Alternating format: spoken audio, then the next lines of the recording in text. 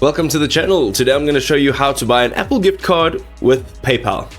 Right, so the first thing we're going to do is dial in PayPal gift card. You'll find that it is the very first option, and we can literally just go into that page. Now, from here you can buy a full range of gift cards. So if you cannot find it underneath the popular gift cards, you can just search for it. But here we have the Apple gift card.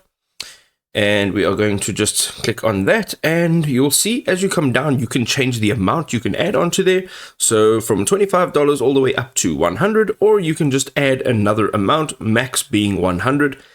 And thereafter, you can send this as a gift to somebody else. So whoever you're sending it to, you're going to add their email address, your name, and a personal message. But if it's for you, you can just click on "This is for me."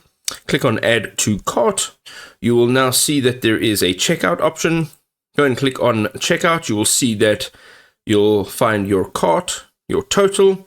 You're going to come down here and click on buy now, and whatever account you're signed in with, it will prompt you to make the payment from that PayPal balance.